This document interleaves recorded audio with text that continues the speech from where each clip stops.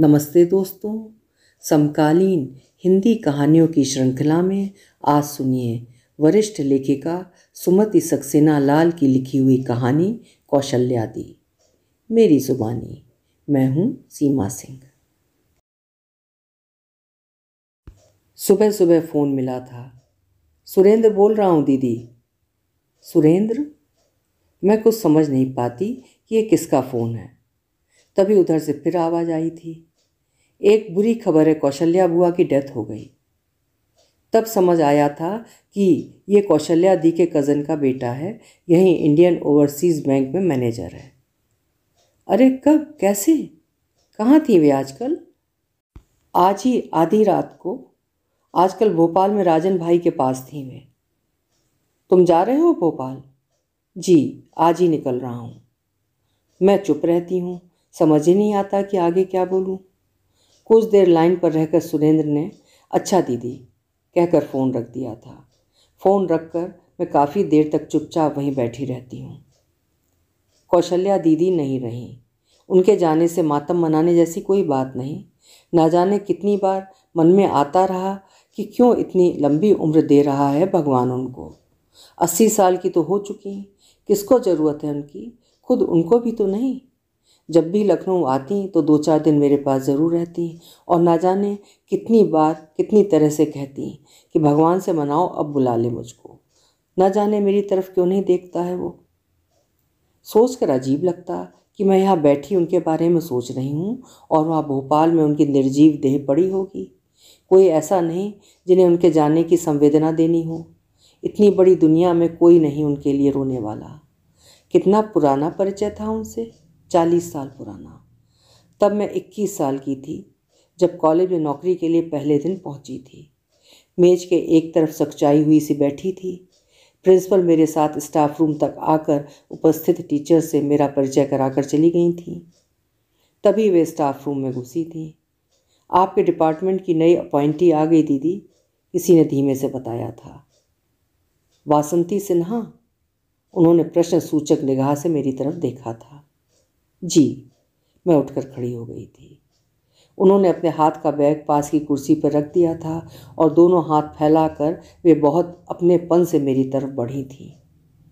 Staff room में new arrival का स्वागत है। स्वागत के अपनेपन से मेरा मन भर आया था। इस नामी गिरामी अनजान विद्यालय के लिए मन में बैठा आतंक छटने लगा था। मेज के दूसरे किनारे पर 3 टीचर्स बैठी थीं। एक ने मुंह बिगाड़ा था और हम लोगों की तरफ देखा था। दूसरी मजाक के स्वर में फुसफुसाई थी, अब ये कहीं इन्हें गोदी में ही ना उठा लें। और तीनों आपस में खी खी खी खी करके हंसने लगी थीं। मेरे पास खड़ी इंग्लिश डिपार्टमेंट की दूसरी टीचर मिसेस द्विवेदी ने नाराज़ निगाहों से उन तीनों की तरफ देखा था। अजीब हैं ये तीनों, उन्होंने पास खड़ी मिसेस दीक्षित से कहा था। कौशल्या दी चारों तरफ की बातों से बेखबर मेरे स्वागत में लगी रही थी। धीमे धीमे उनके बारे में बहुत कुछ पता चला था। उत्तर प्रदेश के नामी गिरामी परिवार चौधरी दीनानाथ सिंह के यहाँ की बेटी हैं और उनके पति किसी बड़ी रियासत के जागीरदार के इकलौते बेटे।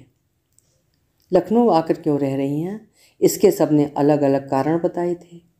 दीदी के पति की अपने पिता से नहीं पटती, इसलिए चली आई हैं वे। किसी ने यह भी बताया कि वे अपनी निसंतान मौसी को बहुत प्यार करती थीं और मौसी के अकेले रह जाने पर उन्हीं के पास आ गई थीं और यहीं रहकर पढ़ाई पूरी की और अलॉटमेंट की बड़ी सी कोठी में मौसी के निधन के बाद भी रहती रहीं। इस कॉलेज की फाउंडर मेंबरों में से थीं। शुरू में कौशल्या दी मौसी के साथ कॉलेज के कामों में रुचि लेती रहीं। बाद में यहाँ पद रिक्त होने पर उन्होंने इंग्लिश डिपार्टमेंट ज्वाइन कर लिया था। खैर जो भी हो, मैं उनसे अंतरंग होती गई थी। उनके पास जाकर मुझे हमेशा अच्छा लगता। भले ही वे कभी फ़नी लगती, कभी बेहद डोमिनेटिंग, कभी उबाऊ भी, पर फिर भी मन का कोई तार था जो उनसे जाकर जुड़ता था। शायद उनकी जेन्युइननेस, बहुत सारी अड़चनों के बीच सिर उठाकर चलने की ताकत, उनका स्वाभिमान। थोड़े थोड़े दिन पर कौशल्या दी से फ़ोन पर बात करना, उनके घर जाना मुझे अपना दायित्व जैसे लगते, जिसका निर्वाह मैं सदैव करती रही उनके रिटायर होने के बाद भी। विद्यालय में पढ़ाते कुछ माह बीत चुके थे। पहली बार उनके घर गई थी। वे स्वागत की मुद्रा में दोनों हाथ फैलाकर घर से बाहर निकली थी। फिर मेरा हाथ पकड़े पकड़े ही घर में घुसी थी। फिर ड्राइंग रूम से ही आवाज़ लगाई थी, चंदर स्वीटहार्ट, देखो कौन आया है। वो अपनी वासंती आई है, और आपका तो अभी स्नान ध्यान ही नहीं हुआ है। डार्लिंग, जल्दी से निपट कर बाहर आओ, चाय नाश्ता लगवा रहे हैं। मैंने कनखियों से घड़ी की तरफ देखा था। गर्मी शुरू हो चुकी थी। घड़ी की सुई 12:30 के आगे निकल चुकी है और कौशल्या दी के घर अभी चाय नाश्ता लगाया जा रहा है। एक बार कुछ ऐसा ही कहा था उनसे तो अपने विशिष्ट अंदाज में हो करके हंसती रही थी। देखो वासंती, मेरा मियाँ रॉयल तबीयत का इंसान है। सुबह सवेरे सोकर नहीं उठ सकता, चाय नाश्ता नहीं कर सकता। मेरे घर की घड़ी मेरे मियाँ की इच्छा से चलती है, क्यों ना चंदर डार्लिंग। बहुत बाद में समझ पाई थी कि इस तरह के संवाद उस घर में रोज़मर्रा की बात थी। चंदर भाई बहुत कम बोलते। उनसे बात करते समय कौशल्या दी हमेशा उत्तेजित से दिखती। उनका बातचीत का यह अंदाज हम सबके बीच में उपहास की बात रहता। सोचती हूँ कि उनके प्रति अपना मुखर प्रेम प्रदर्शित कर वे अपना अभिमान ढकती थीं या उनका सम्मान, पता नहीं। या शायद दोनों की ही शान बढ़ाने का उनका अपना ढूंढा हुआ तरीका था। वो जिंदगी को लेकर उनका अपना नज़रिया रहता था, एकदम साफ और आदर्शवादी। अनुश्री अपने पति से अलग हुई थी। वे बहुत दुखी हुई थी। दोनों के बीच समझौता कराने की बहुत कोशिश की थी उन्होंने। हम में से कुछ और थे जो संबंधों की कगार पर खड़े थे, पर वे हाथ के इशारे से वर्जित करती। बच्चों का हित अहित समझाती। समाज में अपने मान सम्मान की बात भी कहती। ये भी कहती कि टीचिंग सिर्फ नौकरी ही नहीं होती, टीचर स्टूडेंट की रोल मॉडल होती है, इसलिए सब काम उसे बहुत सोच समझकर करने होते हैं, नहीं तो एक जन ही नहीं भटकता, बहुत से और भी बच्चे भटकते हैं। उनका स्वर एकदम निर्णायक हो जाता। We have generations to look after। हम लोग आजीजी से हंसते। ये वाक्य वो न जाने कितनी बार कितने लोगों से कितने संदर्भों में कहती। कुछ लोग उनकी इन बातों से चिढ़ जाते, कुछ लोग उनकी इन आदर्शवादी बातों का मजाक भी उड़ाते, पर वे हमारी नौकरी को हमारे मन पर पहरेदार बनाकर खड़ा कर देती।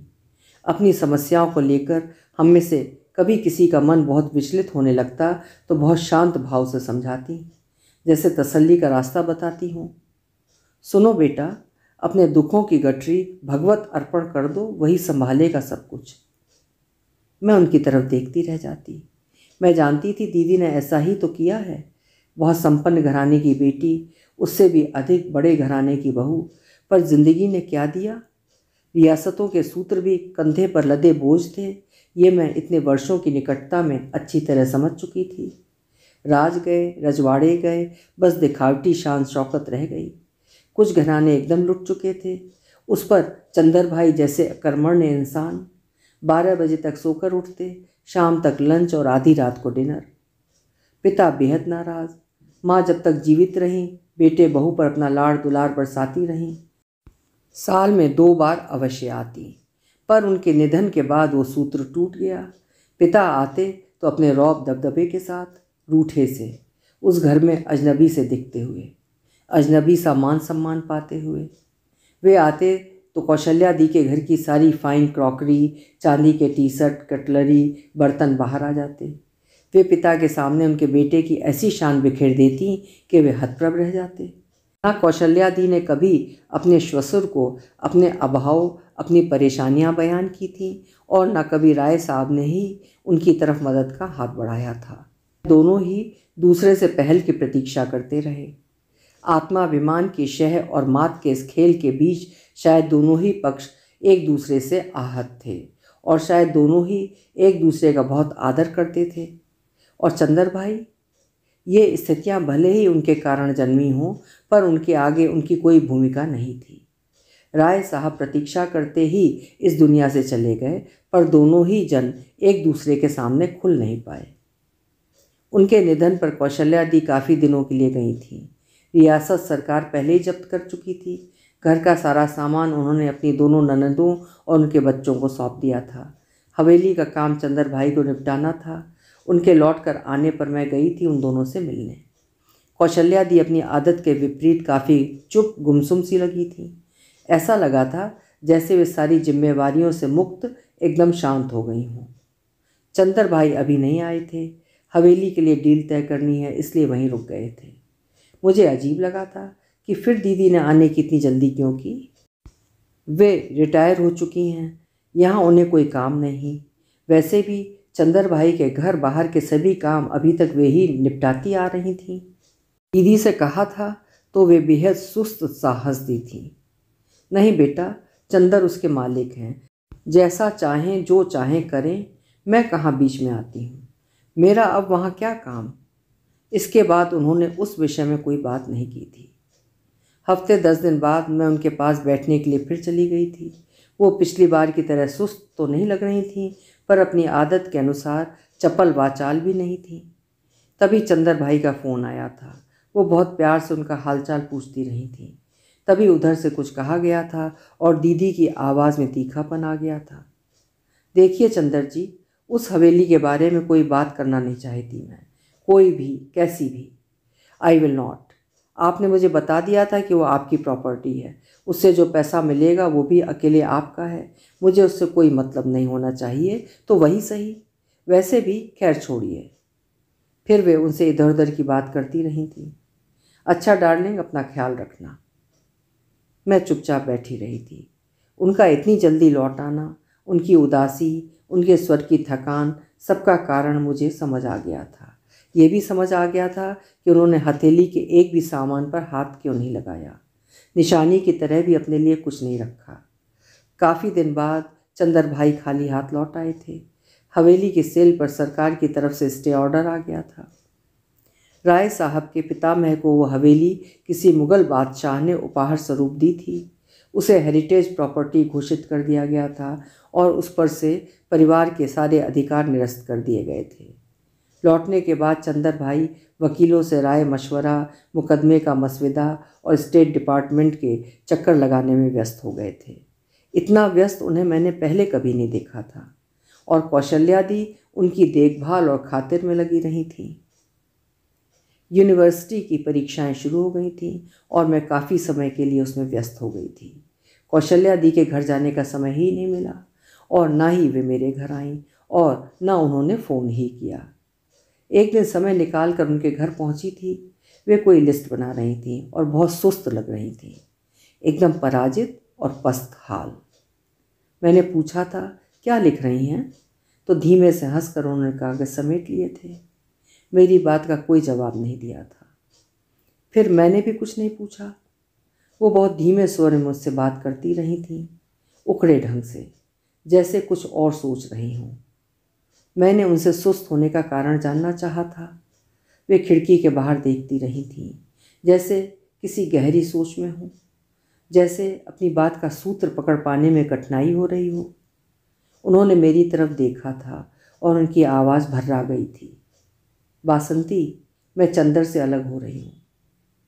मैं एकदम स्तंभित रह गई थी। मतलब वो सुस्त सा मुस्कुराई थी। I am leaving him. मगर क्यों दीदी, ऐसा क्यों कह रही हैं? हम सबको तो कितना समझाती संभालती रही हैं आप, और आज आप खुद, वो भी अब इस उम्र में। चंदर भाई क्या रह सकते हैं आपके बिना? क्यों नहीं रह सकते, रहना ही होगा, रहेंगे ही। वो फिर चुप हो गई थी और खिड़की की तरफ देखती रही थी। मुझे पता है वासंती, जब तक पानी सिर के ऊपर से नहीं निकलता तब तक कोई भी औरत घर छोड़ने की बात नहीं सोचती। अनुश्री ने घर छोड़ा, उसकी तकलीफ़ समझती थी मैं। तुमने घर छोड़ना चाहा, तुम्हारी चोट भी जानती थी मैं। पर वासंती, मैं तो हमेशा तूफ़ान के भीतर सांसें लेती रही और कभी एक क्षण को भी घर छोड़ने की नहीं सोची। पर आज 65 साल की इस उम्र में उनकी आवाज़ भर्रा जाती है। मैंने उनके कंधे पर धीमे सा हाथ रखा था। फिर दीदी, आज क्यों? जो भी हुआ भूल जाइए। मैं ऐसा नहीं करने दूंगी आपको। एक बार आपने रोका था मुझे, आज मैं। वो मेरी बात बीच में काट देती है। इस रिश्ते के ढोंग को मैं कब तक निभाती रहूं? वो सीधे मेरी तरफ देखती हैं, उनकी आंखों में आंसू हैं। फिर क्यों बासंती, किस लिए? वाई शुड आई? वे अपने शब्दों पर जोर देती हैं। मैं उस दिन लगभग पूरे दिन ही उनके पास रही थी। धीरे धीरे वे खुली थीं। चंदर भाई हवेली के मुकदमे के सिलसिले में अपने शहर गए थे। वहाँ अपने मित्र के घर ठहरे थे। यहाँ आकर अपने मित्र को पत्र लिखा था। उसमें मित्र पत्नी की सुंदरता की, उनकी योग्यता की, उनके अच्छे स्वभाव की भरपूर प्रशंसा की थी। लिखा था कि तुम कितने किस्मत वाले हो कि तुम्हें इतनी सुंदर, इतने मीठे स्वभाव की पत्नी मिली है, और सबसे बड़ी बात यह है कि उसने तुम्हें 2 प्यारे प्यारे बच्चों का पिता बनाया है। इस अंतिम वाक्य ने कौशल्या दी को तोड़कर रख दिया था। उनकी आंखों से आंसू बहने लगे थे। मैंने तो सबके बीच में रहकर भी अपनी पूरी जिंदगी सन्यासिनी जैसी काट दी। चंदर की जिस कमी को मैं कभी अपने मुंह पर नहीं लाई, घर वालों को, बाहर वालों को कभी अनुमान तक लगाने का मौका नहीं दिया, चंदर ने कितनी आसानी से उसका दोष मेरे सिर मढ़ दिया। How could he? उनकी आवाज़ गले में फंसने लगी थी। Tell me Vasanti, why should I tolerate the farce of this relationship any more? मेरे कुछ नहीं समझ आता कि क्या कहूँ। आपने चंदर भाई से इस विषय में कुछ बात की? मैं बड़ी मुश्किल से पूछ पाई थी। नहीं, बहुत दृढ़ भाव से बोली थी। मैं इस बारे में कोई बात, कोई सफाई, कोई डायलॉग नहीं चाहती। It is over now. वो मेरी तरफ देखती रही थी। आज लॉकर जाकर गहनों का हिसाब कर आई हूँ। उन्होंने पास में रखे कागज़ उठाए थे। लिस्ट बना दी है। चंदर की तरफ के गहनों में कौन कौन से किसको देना है ये लिख दिया है। अपनी तरफ के गहने मैं अपने साथ ले जाऊंगी, इधर के बच्चों में देने के लिए। साथ ले जाऊंगी मतलब? मैं चौंकती हूँ। ये घर तो आपके नाम ही अलॉटेड है ना? हाँ है, पर मुझे ही जाना होगा। एक तो मैं चंदर को जाने के लिए नहीं कह पाऊंगी, फिर वे जाएंगे कहाँ? इस शहर में उनका है कौन? आप कहाँ जाएंगी? वो मेरी तरफ देखती हैं। अभी सोचा नहीं, सुरेंद्र के पास भी जा सकती हूँ। पर चंदर भाई शायद बेहद भाग्यशाली थे। पेट में असह्य पीड़ा लेकर लौटे थे।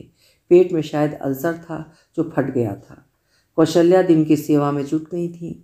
डॉक्टर, अस्पताल, ऑपरेशन की भाग दौड़ के बाद चंदर भाई की निर्जीव देह लेकर ही उस घर में लौटी थी। चंदर भाई की एक बड़ी सी तस्वीर दीदी के कमरे में लग गई थी। दीदी पहले की तरह रहती रही थी। लोगों के सुख दुख में शरीक होती रही थी। रिश्तेदारों में, मित्रों में संबंधों का दायित्व निभाती रही थी। आना जाना पूर्ववत बना रहा था। यदा कदा पहले की तरह पार्टी डिनर भी हो जाते। वे पहले की ही तरह सर्कुलेशन में बनी रही थी। 8-10 साल ऐसे ही बीत गए थे। दीदी जिस कोठी में रह रही थी वो किसी मुस्लिम परिवार की थी। पट्टीदारों के बीच जायदाद को लेकर कई वर्ष मुकदमा चलता रहा। नियम कानून के प्रति सजग दीदी कोठी का किराया नियमित रूप से कचहरी में जमा करती रहीं। एक दिन अचानक अहमद आए थे। दीदी स्वभावानुसार इतने सालों बाद उन्हें देखकर खुश हो गई थी। कोठी का मुकदमा वो जीत गए हैं, उन्होंने बताया था। दीदी जल्दी से फ्रिज में से मिठाई निकाल लाई थी। अहमद अपनी तंगहाली बयान करते रहे थे। 10 साल के इस मुकदमे में जेब एकदम खाली हो चुकी है। उस पर 3 बेटियों की जिम्मेवारी। अहमद जल्दी ही मुद्दे पर आ गए थे। दीदी, इस कोठी को गिराकर बिल्डर को देना चाहता हूँ। आदर्शवादी सोच की दीदी ने कोई रुकावट नहीं डाली थी। सुरेंद्र ने सुना था तो बौखला गए थे। ऐसे कैसे खाली कर देंगे?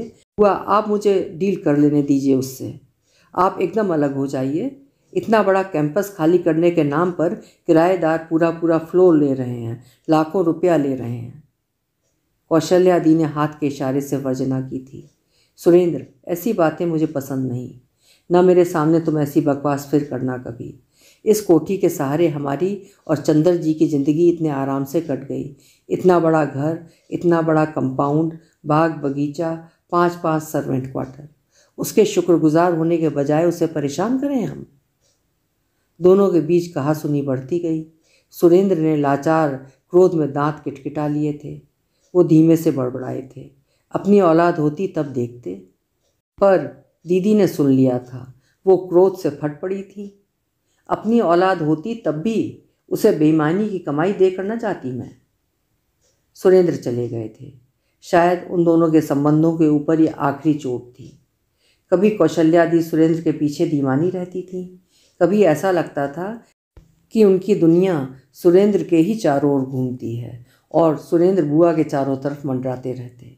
हम सब यही सोचते थे कि उनकी वृद्धावस्था सुरेंद्र के पास ही कटेगी, पर इधर कई सालों से दोनों के बीच दूरी आने लगी थी। मुझे ठीक से नहीं पता कि दोनों के बीच क्या हुआ, पर इतना ज़रूर जानती हूँ कि सुरेंद्र उनसे नाराज़ थे और दोनों के बीच अनकही दूरी आ चुकी थी। हालांकि थोड़ा बहुत अनुमान लगा पाती हूँ कि कौशल्या दी ने जो अपने दोनों हाथों से चंदर के घर के गहने उनके घर वालों के बीच और मेरे घर के गहने मेरे घर वालों के बीच बांटना शुरू कर दिए थे, शायद उससे आहत थे सुरेंद्र।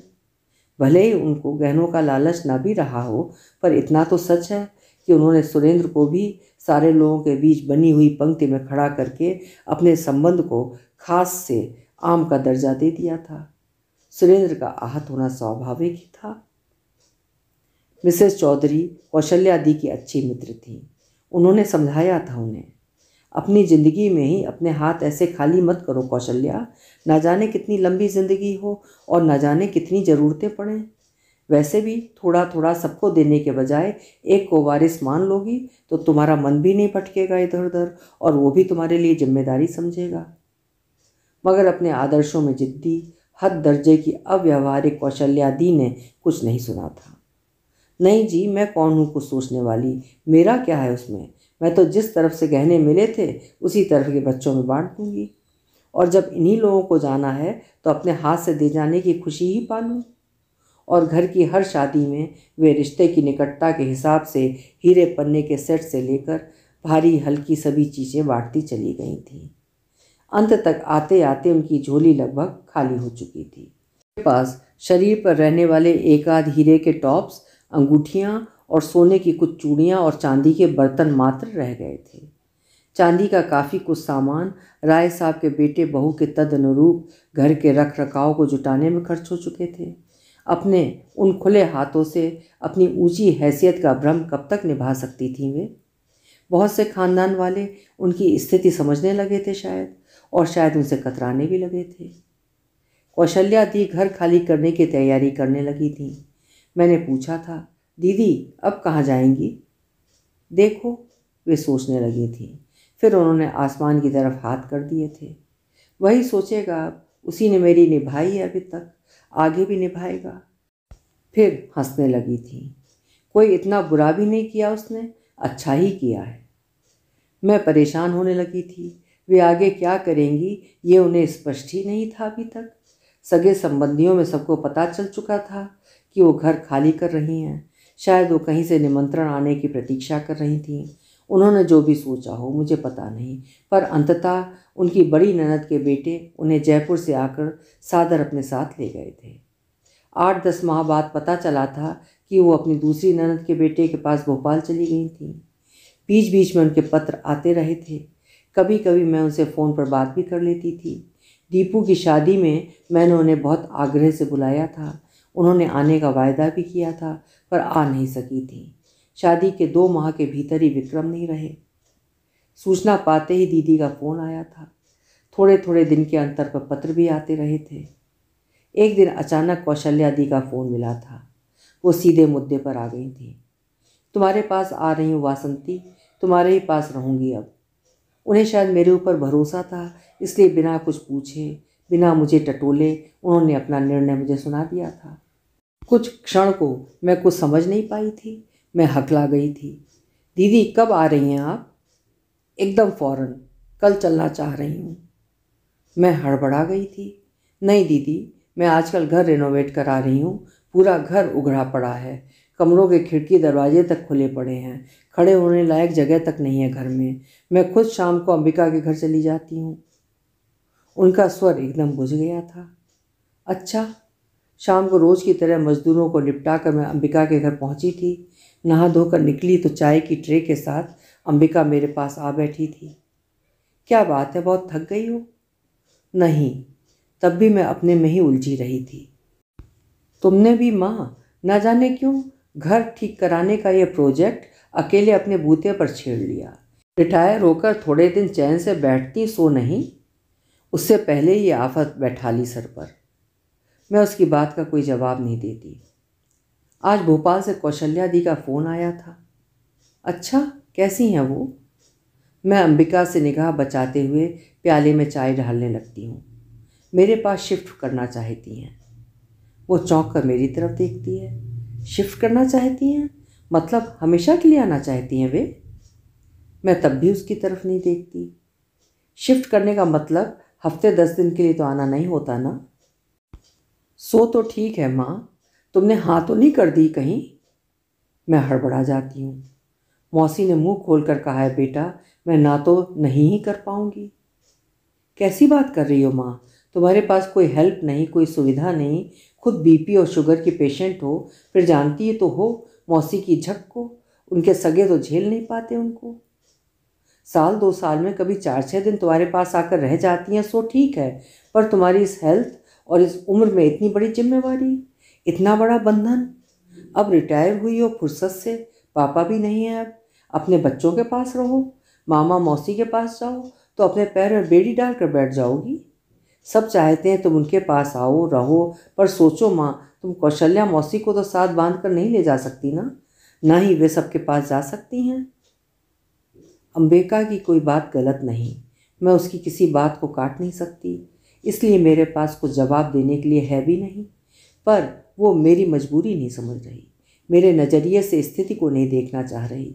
तो आजकल घर कहीं बैठने की स्थिति में नहीं है, नहीं तो मैं उन्हें आज ही आने के लिए रोक न पाती। अंबिका मुझे देखती रहती है। माँ, मुझे तुमसे बहुत डर लगता है। अब बुढ़ापे में सब कामों से निपट कर थोड़े दिन चैन से बैठो तो तुम। कौशल्या मौसी से हमदर्दी है मुझे, बहुत बहुत दुख होता है मुझे उनके लिए, पर क्या किया जा सकता है। वो थोड़ी देर चुप रहती है।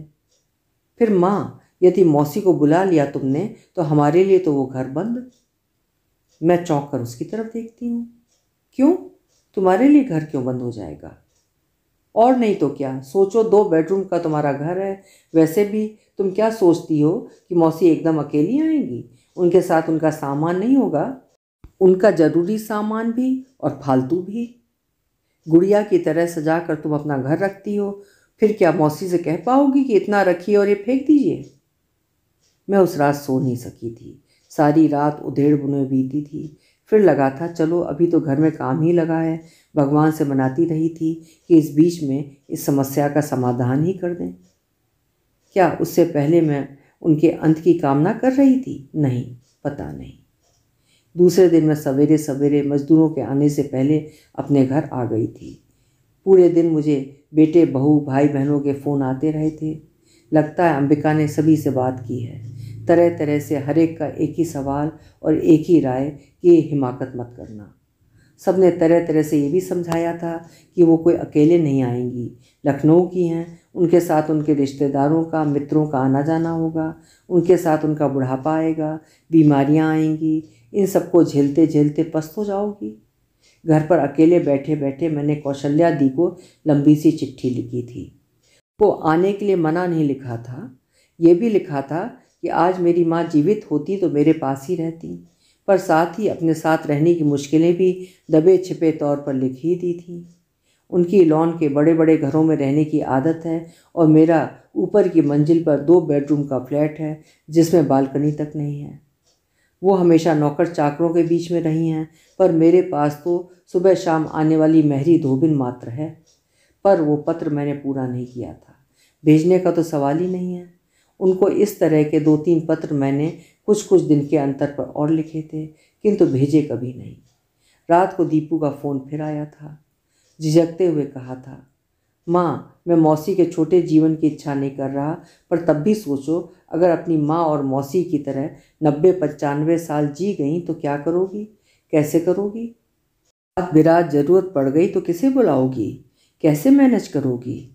हो सकता है कभी उनकी शूशू पॉटी तक कराने की नौबत आ जाए। इतनी बात तो कौशल्या मौसी को भी समझनी चाहिए। उन्हें पता है तुम अकेली हो, बीमार हो। वो थोड़ी देर मुझसे इधर उधर की बात करता रहा था, किंतु फ़ोन रखने से पहले फिर उसी विषय पर आ गया था। माँ, मैं मौसी के लिए इनसेंसिटिव नहीं हो रहा, पर मौसी भी ऐसे कैसे वो अपने बुढ़ापे के लिए आंखें मूंदे दे रहीं, कुछ प्लान ही नहीं किया। आइडियलिस्ट इंसान अपने लिए सोचता ही कहाँ है बेटा। दीपू मेरी पूरी बात होने से पहले ही काट देता है। ये क्या बात हुई? फिर आइडियलिज्म कैसा? सोसाइटी के लिए तो आदर्श समझ में आता है, ठीक है, पर लोगों के लिए, वो भी निकम्मे नालायक लोगों के लिए, ऐसा भी आदर्श क्या कि इंसान खुद समाज पर बोझ बन जाए? मैं सन्न रह जाती हूँ। घर का काम जितने दिन को मैंने सोचा था उससे बहुत अधिक समय ले रहा था। करीब 3 महीने बाद अनायास उनका फ़ोन उस दिन मिला था। न जाने क्यों मैं एकदम धक से रह गई थी। लखनऊ आई हुई हूँ, कचहरी में अपना लाइफ सर्टिफिकेट देना है, बैंक के 1-2 काम और निपटाने हैं। कब तक हैं आप यहाँ? मैं अचानक पूछ बैठी थी और पूछ कर एकदम खिसिया भी गई थी। अगले सैटरडे का रिजर्वेशन है। मैंने एकदम हल्का महसूस किया था। मैं अभी आ रही हूँ आपसे मिलने। आप सुरेंद्र के घर पर ही हैं ना? हाँ, और कहाँ ठहरूंगी। वह अजीब तरह से हंसी थी। मैं उन्हें हमेशा की तरह 2-4 दिन के लिए अपने पास ले आई थी। घर में काम अभी भी चल रहा है, पूरा घर ही अस्त व्यस्त है। बस मैंने एक कमरे में फैले सामान के बीच लेटने बैठने की व्यवस्था कर ली है। मेरे मन पर से बहुत बड़ा बोझ थोड़ी देर के लिए हट गया था। अच्छा हुआ दीदी ने अपनी आंखों से मेरी बात के सच को देख लिया। उसके बाद वो 2-3 दिन रही थी। दुनिया भर की बातचीत हम दोनों के बीच होती रही थी, पर उस फ़ोन के बारे में ना उन्होंने मुझे कुछ बताया था, ना मैं ही कुछ पूछ पाई थी। कई बार मन में आया था कि इधर 3 महीनों में जो आधे अधूरे कई पत्र मैंने उन्हें लिखे हैं वो उन्हें पढ़ने को दूं, नहीं तो जो बातें उन्हें लिखी थीं वही या उनमें से कुछ उनसे कहूं, पर मैंने कुछ भी नहीं किया।